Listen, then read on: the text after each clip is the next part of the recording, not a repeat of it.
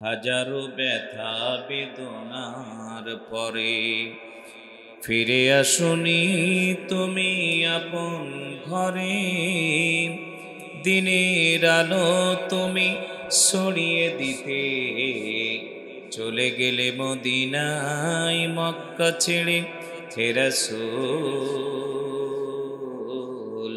তোমাকে ভুলি আমি কেমন করে। আলহামদুলিল্লাহ, ঐতিহ্যবাহী বাংলাদেশের ইসলাম প্রিয় সকল জেলার শ্রেষ্ঠ জেলা সাতক্ষীরা জেলার সাতক্ষীরা পৌরসভার কামাননগর দক্ষিণ পাড়া দারুস সালাম জামে মসজিদের সম্মানিত ইমাম সাহেব, সম্মানিত মুয়াজ্জিন সাহেব, কমিটির সম্মানিত সভাপতি, সেক্রেটারি, অন্যান্য সদস্যবৃন্দ, প্রাণপ্রিয় মুসল্লিয়ান ইকরাম, আল্লাহ তাবারক ওয়া তাআলার দরবারে লাখো কোটি শুকরিয়া আদায় করছি যে আল্লাহ রব্বুল ইজ্জাত ওয়াল জালাল আপনাকে আমাকে মাহে রমজানুল মুবারকের 2টা দশক আমরা শেষ করতে চলেছি।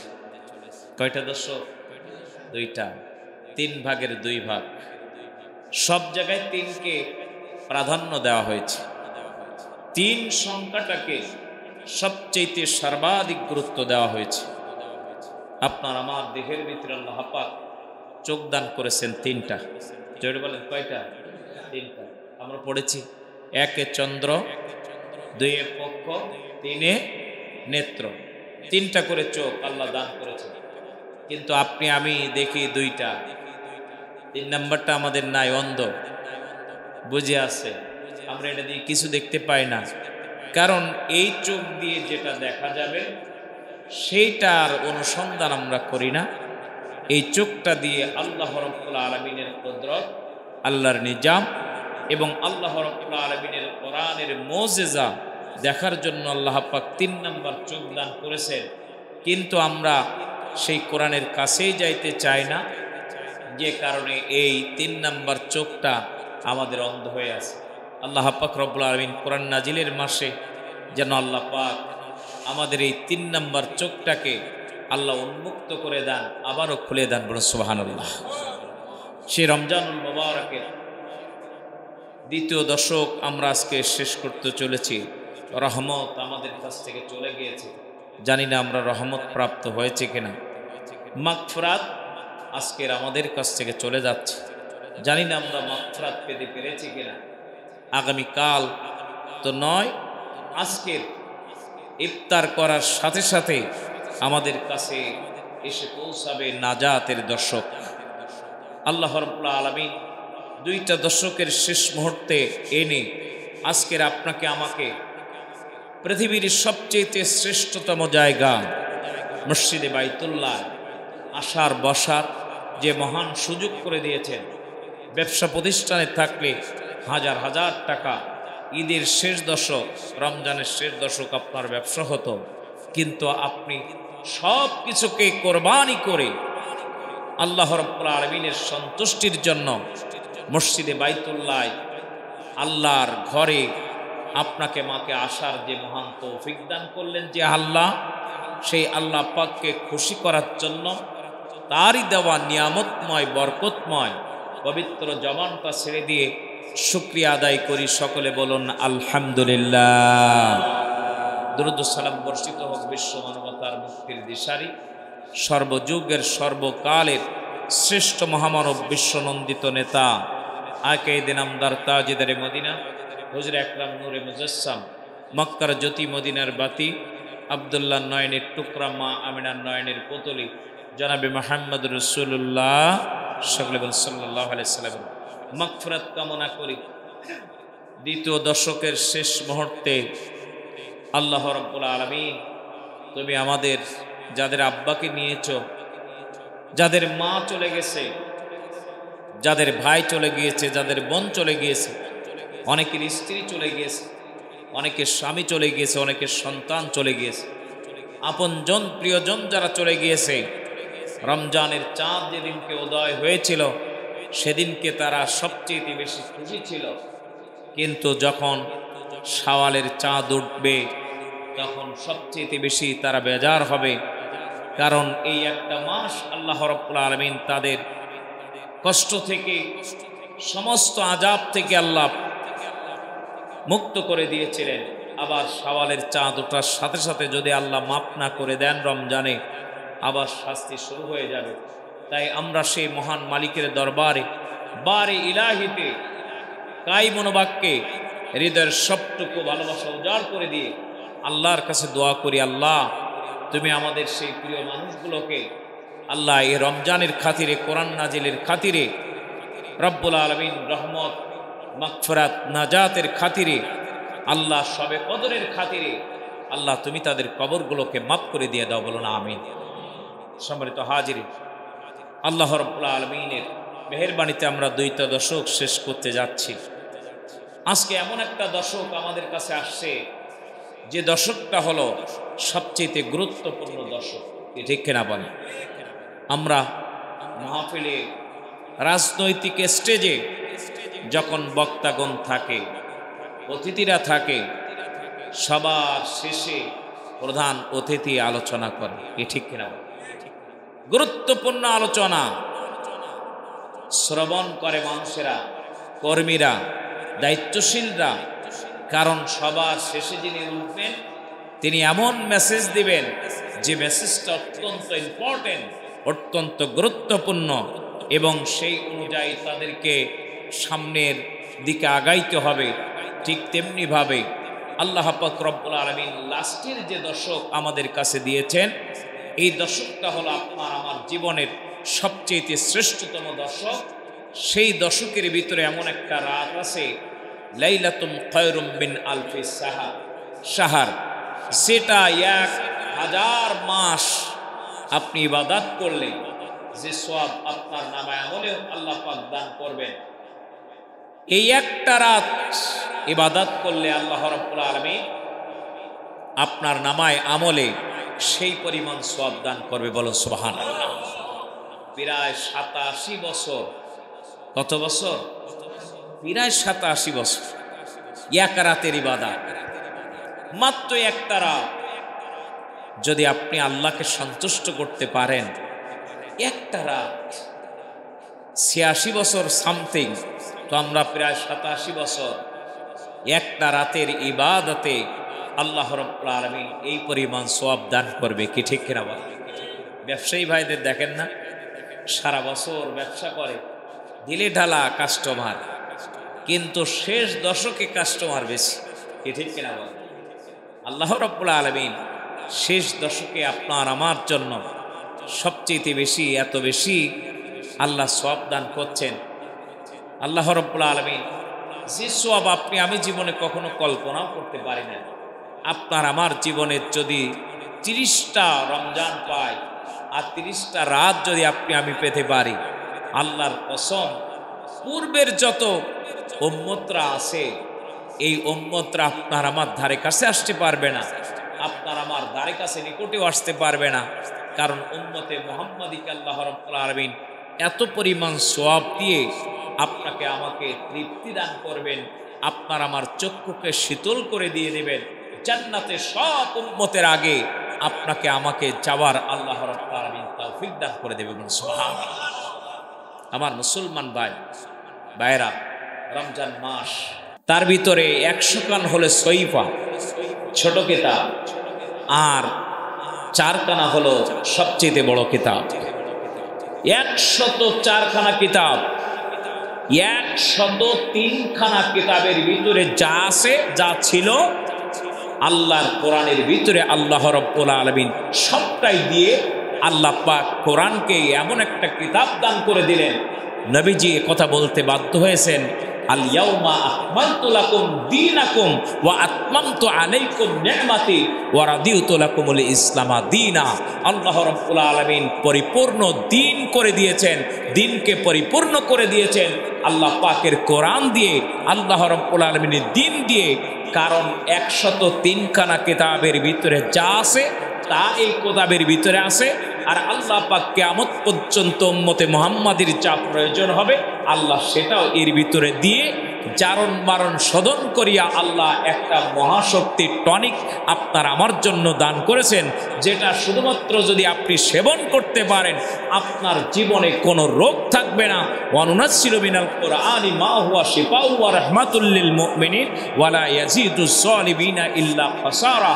আল্লাহ রাব্বুল আলামিন ডাক দিয়ে বলেন, তোমার জীবনের যত ত্রুটি বিচ্যুতি আছে, অপরাধ আছে, গুনাহ আছে, আল্লাহ রাব্বুল আলামিন সব মাফ করে দিয়ে আল্লাহ তোমাকে জান্নাতের মেহমান বানাই দিয়ে নেবে। সুবহানাল্লাহ।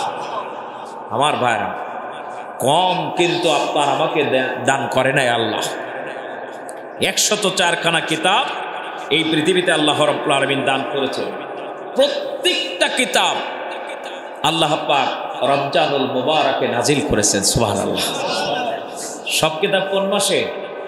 রমজান মাসে। কিন্তু আমাদের মনে হয় এরকমটা, মানে আমার তাই মনে হয় যে মনে হয় এই রমজান মাস শুধু আল্লাহ আমাদের জন্য দিয়েছে, কিন্তু আসলে না।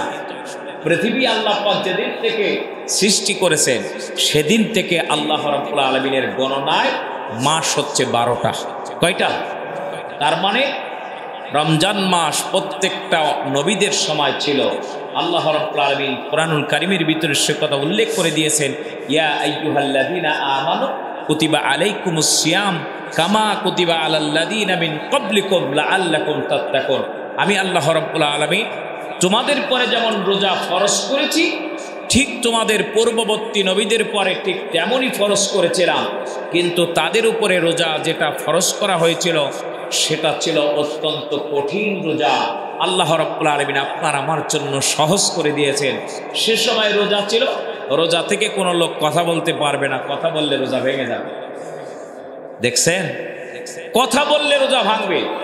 শুধু তাই নয়, কিতাবের ভিতরে এসেছে যদি রাতের বেলা আপনি ঘুমান তাহলে আর খাইতে পারবেন না, সেখান থেকে আপনার রোজা শুরু হয়ে যাবে। মানে কত কঠিন ছিল। আর আল্লাহ রাব্বুল আলামিন দেখেন আমাদের জন্য কত সহজ করে দিয়েছে। রমজানুল মুবারক ট্রেনিং দেওয়ার মাস, যুদ্ধে যাওয়ার মাস, বিজয়ের মাস। প্রত্যেকটা জাতির জন্য, দেশের জন্য একটা বিজয়ের মাস আছে, আছে কিনা বলেন? বাংলাদেশ ডিসেম্বর মাস বিজয়ের মাস, কিন্তু মুসলমানের জন্য গোটা ওয়ার্ল্ড, গোটা পৃথিবীর মুসলমানের জন্য একটা মাস আছে যেটা হলো বিজয়ের মাস, আর সেটা হলো রমজানুল মুবারক। শিক্ষা দিব সুবহানাল্লাহ। কারণ এই রমজান মাসের 17 তারিখ আল্লাহ রাব্বুল আলামিন গোটা মুসলিম উম্মার বিজয় দান করেছেন বদর যুদ্ধের মাধ্যম দিয়ে। যদি বদর যুদ্ধে মুসলমানদের বিজয় না হতো, গোটা পৃথিবীতে আল্লাহ রাব্বুল আলামিনের দ্বীনের ব্যাপারে মানুষের অস্তিত্ব থাকতো বলে মনে হয় না। মুসলমানের সংখ্যা মাত্র 313 জন। কতজন? 313 জন। তার ভিতরে ঘোড়া আছে, যুদ্ধের ময়দানে যাবে মাত্র 2টা, উট আছে মাত্র 70টা। আর পক্ষান্তরে তাদের কাছে ঘোড়া আছে 200, উট আছে 6 থেকে 700 কাফেরদের কাছে। প্রত্যেক দিন তারা 2টা করে উট জবাই করে আর বড়িবস করে, খাওয়া দাওয়া করে। আর মুসলমানরা রাতের বেলা সেহেরি করে, সারাদিন রোজা রাখে, সন্ধ্যাবেলা ইফতার করে, খাবার নাই, সামান্য কিছু খাবার আছে। কাফেররা চিন্তা করলো আমরা তো খাচ্ছি জনমের মতো, হারাম খেয়েছি সারাটা জীবন, এখনো খাচ্ছি আমরা, আমাদের শরীরের ভিতরে তেজ আছে। আর এই মুসলমানগুলো না খেয়ে কুকড়ে যাচ্ছে, ঠিক মতো সেহেরিতে খাবার পায় না, ইফতারিতেও না। এদেরকে ঘায়েল করতে হবে। একবার শেষ মুহূর্তে, ইফতারের পূর্ব মুহূর্তে এদের সঙ্গে যুদ্ধে নামতে হবে। আসরের পরে সব যখন দুর্বল হয়ে যাবে, এই সময় আমরা তাদের সাথে যুদ্ধ করব, আর তারা আমাদের সঙ্গে যুদ্ধে টিকতে পারবে না। কিন্তু মুসলমানরা নিজেদের শক্তি দিয়ে, পাওয়ার দিয়ে যুদ্ধ করে না। মুসলমানরা, ইমানদাররা যুদ্ধ করে আল্লাহ রাব্বুল আলামিনের শক্তি নিয়ে। সুবহানাল্লাহ। আল্লাহ নবীর সাহাবীরা ময়দানের ভিতরে নেমে পড়েছেন যুদ্ধের জন্য। আল্লাহ রাব্বুল আলামিন নবীজিকে ডাক দিয়ে বললেন, আমার হাবিব, কাফেররা কি ষড়যন্ত্র করছে তুমি জানো না? ওয়া মাকারু ওয়া মাকারাল্লাহ ওয়াল্লাহু খায়রুল মাকিরিন। কাফেররা যে ষড়যন্ত্র করছে সেটা ব্যাপারে তোমার কোনো ধারণা নাই। আমি আল্লাহ রব্বুল আলামিন আলিমুল গায়বি বিযাতিস সুদূর, গোটা পৃথিবীর সব খবর আমি আল্লাহ রাখি। অতএব কাফেররা ষড়যন্ত্র করছে, বিকাল যখন হবে রোজাদাররা দুর্বল হয়ে যাবে, ওই সময় তারা যুদ্ধের ময়দানে নামতে চায়, তোমাদেরকে ঘায়েল করতে চায়। তাই আমি আল্লাহ রব্বুল আলামিন ঘোষণা করে দিলাম, রোজা রাখা যেমন আমার পক্ষ থেকে ফরজ করা হয়েছে, ঠিক রোজা ভেঙে আল্লাহর দিন প্রতিষ্ঠা করার জন্য কাফের বেঈমানদের বিরুদ্ধে যুদ্ধ করা আমি আল্লাহ রব্বুল আলামিন এটাও তোমাদের পরে আদেশ দিয়ে দিলাম। রোজা রাখতে বলেছে আমি, আবার রোজা ভাঙতে বললাম আমি। ভাঙো রোজা, ভেঙে পালো, কারণ রোজা রাখার চাইতে এই জমিনে আল্লাহর কোরআন বাস্তবায়ন করা, আল্লাহর দ্বীনকে মজবুতভাবে প্রতিষ্ঠা করা, তার চাইতে রোজা রাখার চাইতে আর গুরুত্বপূর্ণ। আমার মুসলমান ভাইরা, রোজা রাখা গুরুত্বপূর্ণ, কিন্তু তার চাইতে দ্বীন প্রতিষ্ঠা করা, আল্লাহর জমিনে আল্লাহর দ্বীন কোরআন দিয়ে পার্লামেন্ট প্রতিষ্ঠা করা রোজা রাখার চাইতে আসবে আরো বেশি গুরুত্বপূর্ণ। এ কথা কি আপনি আর আমি বলেছি না আল্লাহ বলেছি? আমার ভাইরা বুঝতে হবে, দ্বীন প্রতিষ্ঠা করা কত বড় গুরুত্ব, কোরআন কায়েম করা কত বড় গুরুত্বপূর্ণ। আল্লাহ রাব্বুল আলামিন জানিয়ে দিলেন রোজা ভেঙে ফেল, কারণ রোজা রাখার দরকার নাই মুহূর্তে।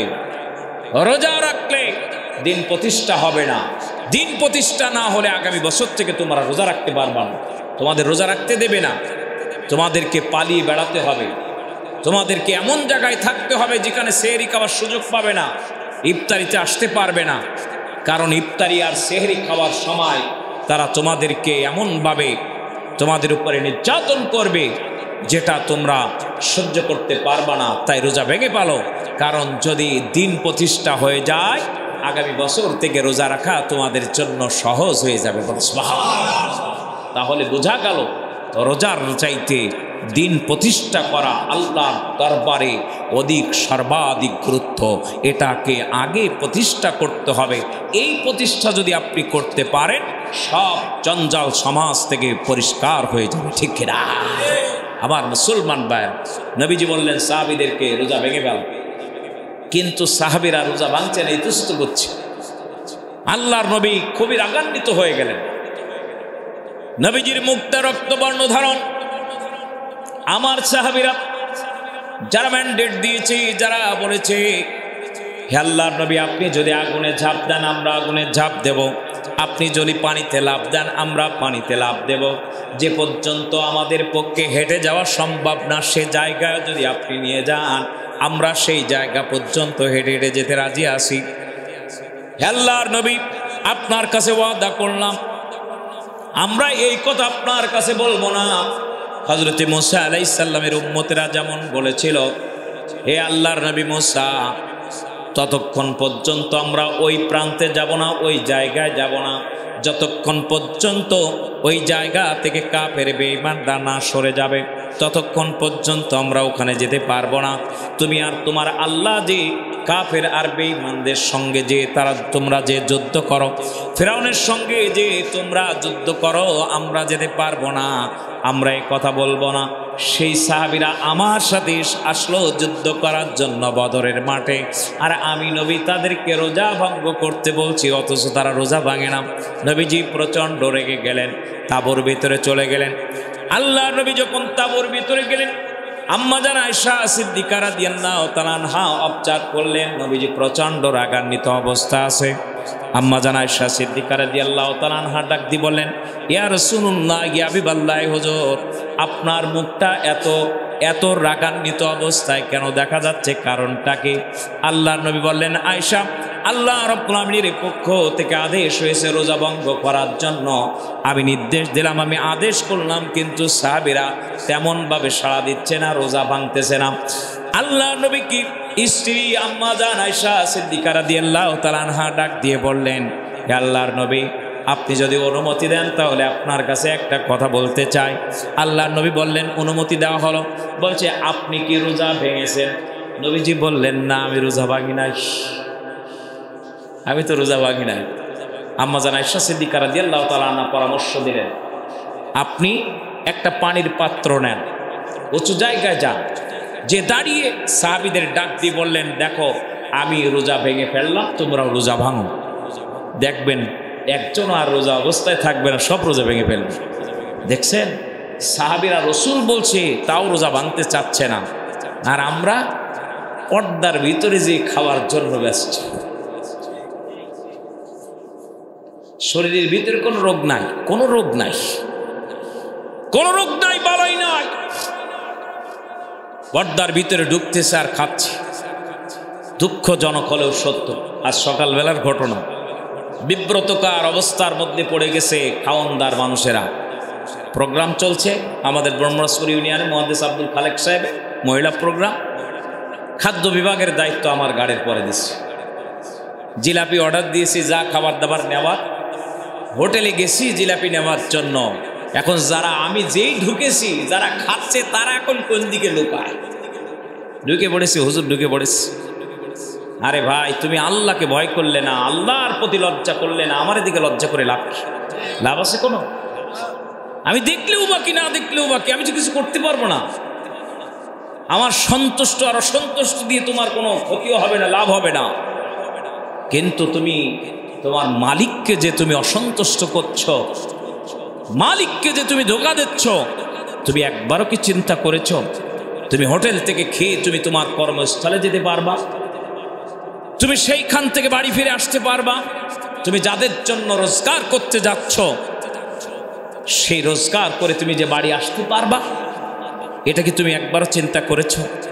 তুমি যদি না ফেরো, আল্লাহ যদি না করুক, আল্লাহ না খাস্তা আল্লাহ না করুক, তোমার মৃত্যু হয়ে গেল।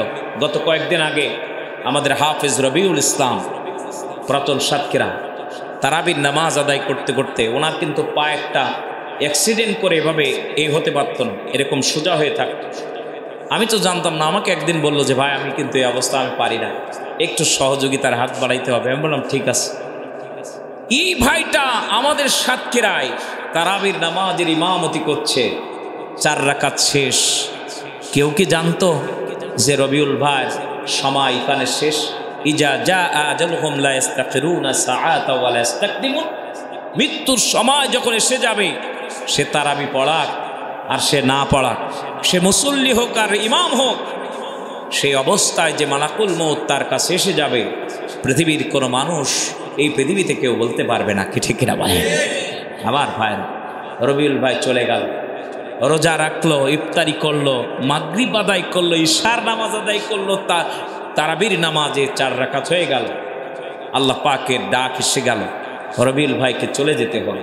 ও আমার প্রিয় ভাইরা, আপনাকে আমাকে যে যাইতে হবে না, এর কোনো গ্যারান্টি আছে?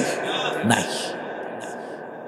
আমার মুসলমান ভাইরা, নবীজি একটা পানির পাত্র নিলেন, উঁচু জায়গায় গেলেন, সব সাহাবীদেরকে ডেকে বললেন, আল্লাহ পাক নির্দেশ দিয়েছে রোজা ভঙ্গ করার, আমি রোজা ভেঙে ফেললাম, তোমরা রোজা ভেঙে ফেলো। আল্লাহর নবী রোজা ভাঙার সাথে সাথে একজন সাহাবী কাল বিলম্ব করলেন না, কারণ নেতা যখন রোজা ভেঙেছে, আমাদের রোজা রাখা চলবে না। লা ইউমিনু আহাদুকুম হাত্তা কুনা হাব্বা ইলাইহি মিন ওয়ালিদিহি ওয়া ওয়ালাদিহি ওয়ান নাসি আজমাইন। আল্লাহর নবী বলেন, তোমার স্ত্রী, পুত্র, কন্যা, আপনজন, প্রিয়জন, ব্যবসা বাণিজ্য, তোমার ঘর বাড়ি, তোমার গাড়ি বাড়ি, আপনজন যা কিছু আছে সম্পদ, সবার থেকে আল্লাহর নবীকে যদি সবার উপরে ভালোবাসার স্থান না দিতে পারো, তাহলে তুমি পরিপূর্ণ ইমানদার হতে পারবে না। নবীজি রোজা ভঙ্গ করলেন, ইমানদাররা সবাই রোজা ভেঙে ফেলেছে। ইমানদাররা রোজা ভাঙলেন, শরীরের ভিতরে শক্তি এসেছে, কিন্তু সংখ্যায় অনেক কম। সংখ্যায় কত? মাত্র 313। কাফেরদের সংখ্যা ছিল 1300। কত শ? 1300। কিন্তু মক্কার একটা গোত্র, তারা 300 লোক নিয়ে আজকেই চলে গেছে, বলছে আমরা পারবো না, মুহাম্মদ সাল্লাল্লাহু আলাইহি ওয়াসাল্লামের সাথে যুদ্ধ করে পারা সম্ভব হবে না, অতএব তোমরা যুদ্ধ করো, আমরা চলে গেলাম। আগেই ভেগে চলে গেছে, ওরা বেঁচে গেছে। পরবর্তীতে ওদের যে নেতা ছিল, কমান্ডার, তাকে ওরা সম্বর্ধনা দিল, গোত্রের পক্ষ থেকে, ভাগ্যিস তুমি আমাদের নিয়ে আসছিলে, নাইলে কতজন যে মারা যেত তার তো ঠিক ছিল না। তার সম্বর্ধনা দিয়ে দিল। 300 জন চলে গেল, থাকলো 1000। আবু জেহেল বলছে যুদ্ধ করবই করব। আবু সুফিয়ান বারবার অবজার্ভ করছে, আর আবু সুফিয়ানের কাছে খবর চলে যাচ্ছে যে আমরা নিরাপদে আসি, সামনে না আগানোই ভালো হবে, চলে যায়। কিন্তু আবু জেহেল জেদ করে বসলো, যেমন লেডি ফেরাউনরা জেদ করে বসলো যে আমি আমার পাশার তলে সোফারগুলো লাগিয়ে আমি চেয়ার লাগিয়ে দিয়েছি, এ চেয়ার আর কাউরে ছাড়াইতে পারবো না। ছাত্র জনতা বলল কিভাবে ছাড়াইতে হয় সে মেডিসিনও আমাদের কাছে আছে, কি ঠিক কিনা বলে?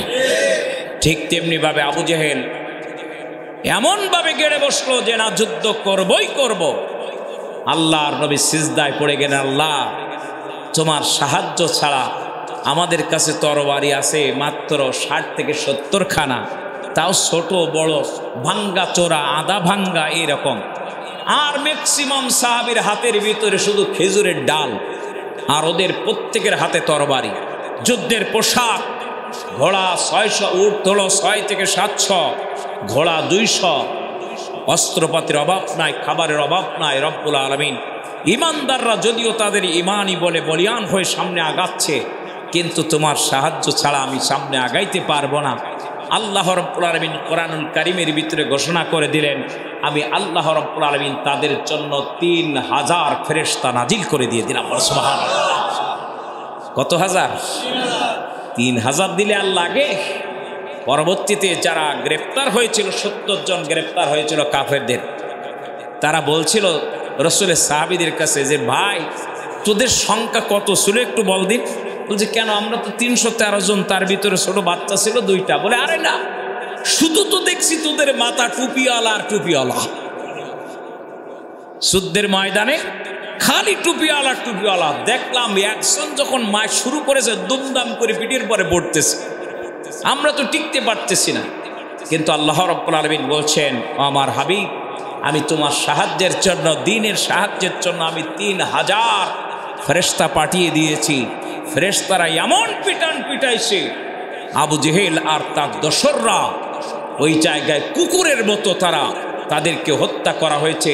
এবং এমন একটা কূপের ভিতরে, কুয়ার ভিতরে, গর্তের ভিতরে, খানার ভিতরে তাদের লাশগুলো ফালানো হয়েছে, যে খানার ব্যাপারে বলতে গেলেও শরম লাগে।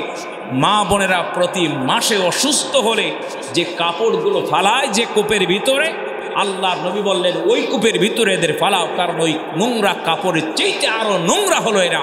অতএব এই জায়গা ছাড়া এদের ভালো জায়গা হতে পারে না। কাদর এর জায়গা এই দারুল কোরআন, দারুল ইসলামে হতে পারে না।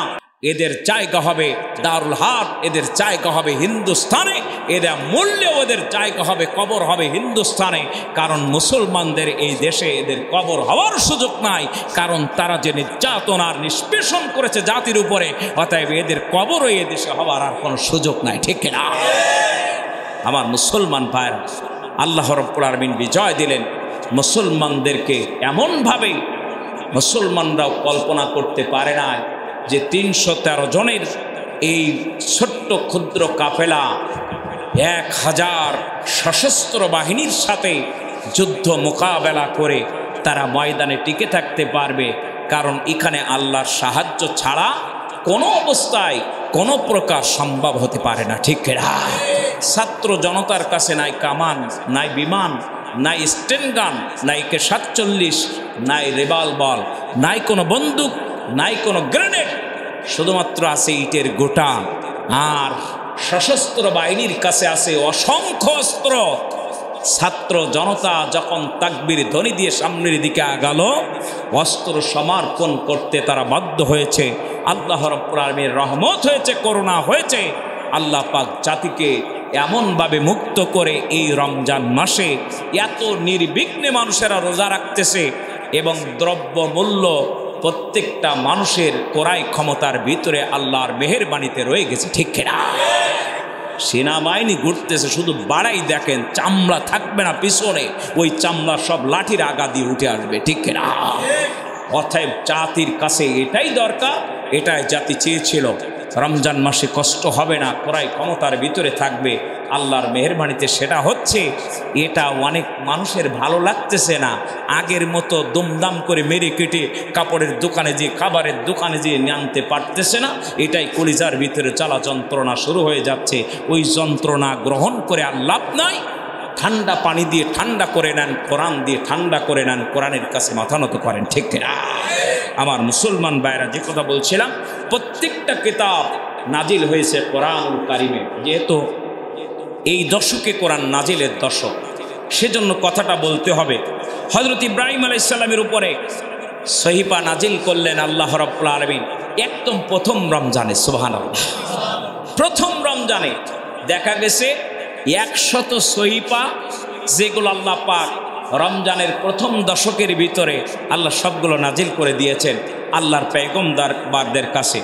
হযরত মুসা আলাইহিস সালামের উপরে রমজানুল মুবারকের 6তম রোজায় আল্লাহ রাব্বুল আলামিন তাওরাত নাজিল করে দিয়ে দিলেন। সুবহানাল্লাহ। কততম রোজায়? 6তম রোজায় হযরতে মুসা আলাইহিস সালামের কাছে আল্লাহ পাক তাওরাত কিতাব নাজিল করে দিয়ে দিলেন। হযরত ঈসা আলাইহিস সালামের উপরে 13তম রোজায়, কত রোজা? 13তম রোজায় আল্লাহ রাব্বুল আলামিন ইনজিল নাজিল করে দিয়ে দিলেন, সেটাও রমজান মাস। হযরতে দাউদ আলাইহিস সালামের কাছে আল্লাহ রাব্বুল আলামিন 18তম রোজায় আল্লাহ পাক রব্বুল আলামিন জাবুর কিতাব নাজিল করে দিয়েছিলেন। আর হযরতে দাউদ আলাইহিস সালামকে আল্লাহ এত সুললিত কণ্ঠদান করেছিলেন।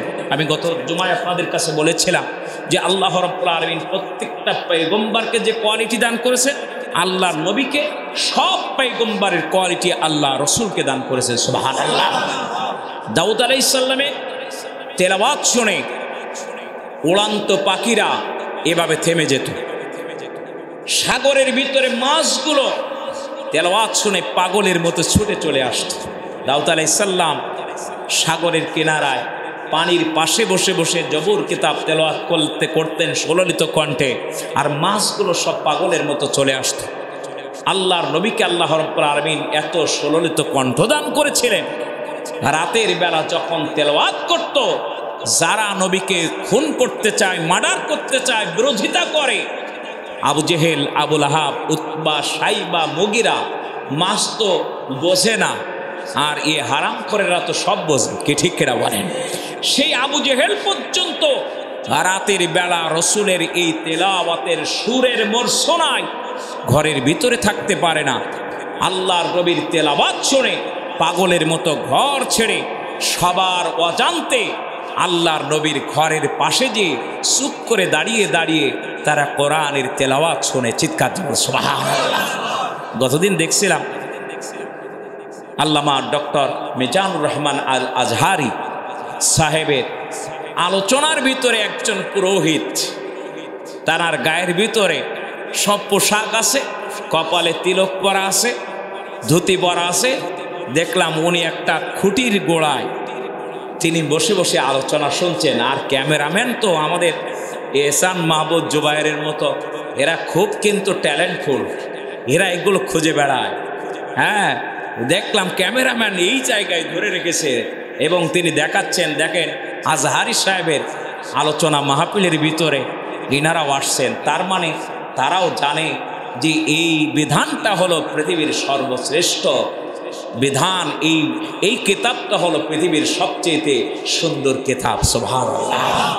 আল্লামা সাঈদী সাহেবের রহমাতুল্লাহ আলাইহির কাছে 1000-এর উপরে মানুষ যারা কোরআনের আলোচনা শুনে তারা অন্য ধর্ম ত্যাগ করে কালেমা পড়ে মুসলমান হয়ে গেছে। বলে সুবহানাল্লাহ। আমার ভাইরা, তাদেরকে কি জোর করে ইসলাম কবুল করানো হয়েছে না? তারা বুঝে শুনে তারপরে।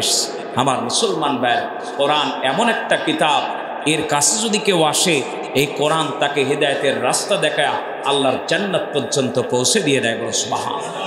আমার মুসলমান ভাইরা, যে কথা বলছিলাম, হযরতে দাউদ আলাইহিস সালামকে আল্লাহ রাব্বুল আলামিন সুললিত কণ্ঠদান করেছিলেন। জাবুর কিতাব আল্লাহ পাক 18 রমজান আল্লাহ রাব্বুল আলামিন হযরতে দাউদ আলাইহিস সালামের কাছে নাজিল করে দিয়েছিলেন। সর্বশেষ কোরআনুল কারীম 2টা রিওয়ায়াত আছে মুহাম্মদ রাসূলুল্লাহ সাল্লাল্লাহু আলাইহি ওয়াসাল্লামের কাছে। কেউ বলেছেন 24 রমজান, আবার কেউ বলেছেন 27 রমজান। কিন্তু 27শে রমজান হলো লাইলাতুল কদরের ব্যাপারে মানুষ সবচেয়ে বেশি আগ্রহ প্রকাশ করে। নবী করিম সাল্লাল্লাহু আলাইহি সাল্লাম ঘরের ভিতরে অবস্থান করছেন, এমন মুহূর্তে হযরতে জিবরাইল আলাইহিস সালাম রসুলের কাছে এসে, আল্লাহ নবীর কাছে তার আগে রসুলের সাহাবীরা বসে আছেন, এভাবে নবীজি আলোচনা করছেন, বর্ণনা করছেন। যেহেতু আমরা বলেছি আমানতু বিল্লাহি ওয়া মালাইকাতিহি ওয়া কুতুবিহি ওয়া রাসূলিহি, পূর্ববর্তী কিতাব এবং রসুলের পরে আমাদের ঈমান আনতে হবে। নবীজি পূর্ববর্তী নবীদের উম্মতের ব্যাপারে আল্লাহর নবী আলোচনা করছেন সাহাবাদের সামনে।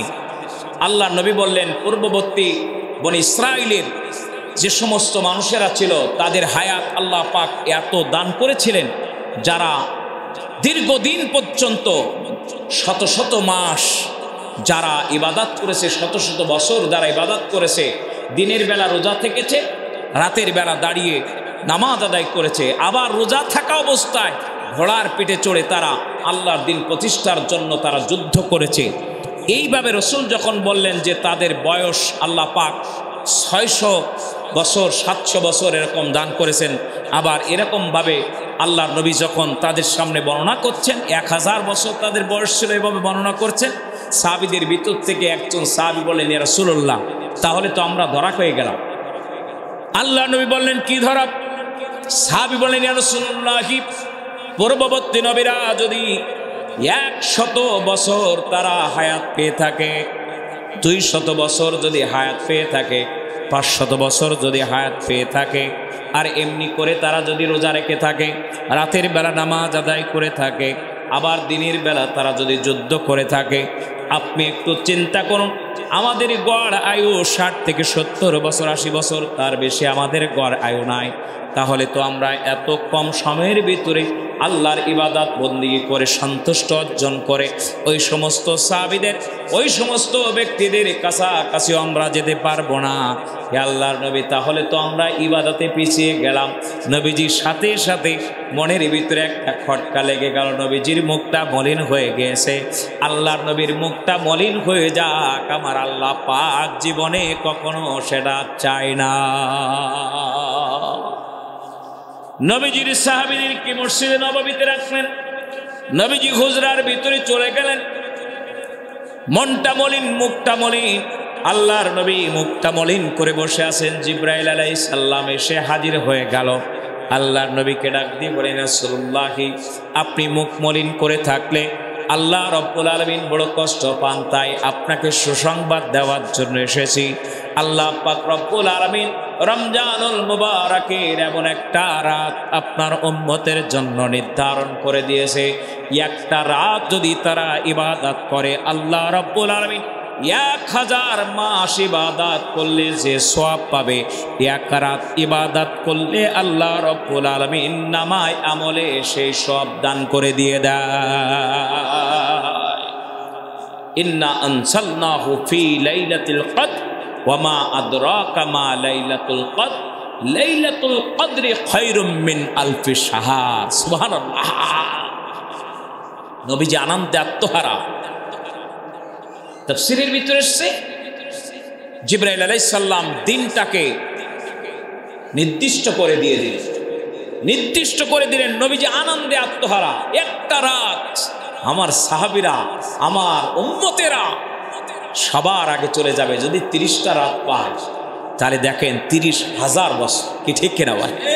30,000 মাস হয়ে গেল, 30,000 মাস, তার মানে 86 বছর সামথিং, প্রায় 87 বছর এক এক রাত। 30টা যদি পায় তারা, তাহলে কত মাস, কত বছর তাদের হবে। এইভাবে তারা ইবাদত করতে পারবে। নবীজি আনন্দ করে হুজরাত থেকে বাইরে এসে দেখে সাহাবীরা তর্ক বিতর্কের ভিতরে আসে তকদিরের উপরে। তকদির কি হবে না হবে, খাইরিহি ওয়া শাররি মিনাল্লাহি তাআলা, এটা নিয়ে তারা বাকবিতান্ডের ভিতরে জড়িয়ে গেছে। আল্লাহর নবী এটা দেখে মনক্ষুণ্ণ হলেন, কষ্ট পেলেন, রাগান্বিত হলেন। সাহাবা ইকরাম রাদিয়াল্লাহু তাআলা বর্ণনা করছেন, আল্লাহর নবী এত পরিমাণ রাগান্বিত হলেন, নবীজির মুখমণ্ডল এমন পরিমাণে লাল বর্ণ ধারণ করেছে। বেদানা, আমার ফলের ব্যবসায়ী ভাই আছেন, আমার হাসান ভাই, গেলেই তো আলহামদুলিল্লাহ সাথে সাথে ফল ধরিয়ে দেয়। তো আনার যে বেদানা, এই বেদানার রস করার পরে এভাবে যেমন মুখে ছড়িয়ে দিলে যেমন মুখটা লাল বর্ণ হয়ে যায়, ঠিক রসুলের বর্ণার ভিতরে আসছে, কিতাবের ভিতরে আসছে, ঠিক আনারের রস ছড়িয়ে দিলে যেমন হয়, নবীজির চেহারা ওরকম লাল বর্ণ ধারণ করেছে। নবীজি সাহাবীদের ডেকে বললেন, সবাই স্টপ হও। বিগত দিনে নবীদের উম্মতেরা এই তাকদীরের আলোচনা করে তারা ধ্বংস হয়েছে, তাদের উপরে আল্লাহর গজব নাজিল হয়েছে। খবরদার, তোমরা যেন তাকদীর নিয়ে আর কখনো আলোচনা করবে না, তর্ক বিতর্কে যাবে না। তোমাদেরকে আমি একটা শুভ সংবাদ দিতে এসেছিলাম, কিন্তু দুর্ভাগ্যজনক হলেও সত্য, সেই শুভ সংবাদ দিতে এসে আল্লাহর পক্ষ থেকে জিবরাইল আলাইহিস সালাম যে দিনের কথা, যে তারিখটার কথা তোমাদের জন্য বরকতময় করে আমার কাছে বলে গিয়েছিল, আমি সেটা বলে গিয়েছি। সেই একটা রাত আমি বলে গিয়েছি যেটা তোমাদের 1000 মাস ইবাদত করার চাইতে উত্তম ছিল রমজান মাসে, কিন্তু আমি বলে গিয়েছি। তবে আল্লাহ রাব্বুল আলামিনের পক্ষ থেকে যে বার্তা দেওয়া হয়েছে সেটা হলো রমজানের শেষ দশকে প্রত্যেকটা বেজোড় রাত তোমাদের এখন খুঁজতে হবে, কারণ এক রাতে আর হবে না। অর্থাৎ 21, 23, 25, 27, 29 এক রাতের জন্য আমাদের কয় রাত জাগতে হচ্ছে? 5টা রাত। 5টা রাতের ভিতরে যে রাতটা আপনি আমি পেয়ে যাব আল্লাহ পাকের মেহেরবানিতে, সেই রাতটা লাইলাতুল কদর আপনার আমার জন্য 1000 মাস থেকে উত্তম হয়ে যাবে। চিৎকার দিয়ে বলো সুবহানাল্লাহ। আমার মুসলমান ভাইরা, তারাবিতে অনেক মানুষ চলে যায়। আমার মসজিদে, আমি বাড়ির মসজিদে গত কালকে না পরশুদিন বলছিল মুসল্লিরা যে হারে মুসল্লি কমা শুরু করেছে, কদরের রাত্রে আল্লাহ না জানে মুসল্লি খুঁজে পাওয়া যাবে কিনা। মানে যে পরিমাণে মানুষ আগে আগে নামাজ পড়ে চলে যাচ্ছে। আমার প্রিয় ভাইরা, কোথায় যাচ্ছি আমরা? আর মাত্র 10টা দিন বাকি আছে আমাদের কাছে। কয়টা দিন? 10টা দিন, 10টা রাত, 10টা দিন। এই 10টা রাত হতে পারে 9 দিন ও 9 রাত হতে পারে, এমনও হতে পারে। তো এই 9টা দিন অথবা 10টা দিন যেন আমরা অবহেলায় না কাটাই, কারণ এই আগেই বলেছি লাস্ট বক্তা ওঠে কিন্তু সবার শেষে গুরুত্বপূর্ণ বয়ান রাখে। আল্লাহ লাস্ট দশকে যে সময়টা আমাদের জন্য রমজানে দান করেছেন, জাহান্নাম থেকে মুক্তি, লাইলাতুল কদর। অতএব এই 10টা রাত যেন, 10টা দিন যেন আমরা কোনো অবস্থায় হেলায় ফেলায় আমরা কোনো অবস্থায় কাটিয়ে না দেই। যতটুক সম্ভব সর্বোচ্চ আমরা যেন আমাদের ইমাম সাহেব হুজুরের পিছনে একটা বছরেও আমরা একটা কোরআনুল কারিম খতম করতে পারবো না। পারবো নাকি? পারি না, ব্যস্ততার জন্য বিভিন্ন ব্যস্ত। কিন্তু দেখেন আল্লাহ পাক কি নিয়ামত দান করেছেন, 2 জন হাফেজে কোরআন যারা তেলাওয়াত করছেন আর আপনি আমি শুনতেছি, তেলাওয়াত করাও লাগতেছে না।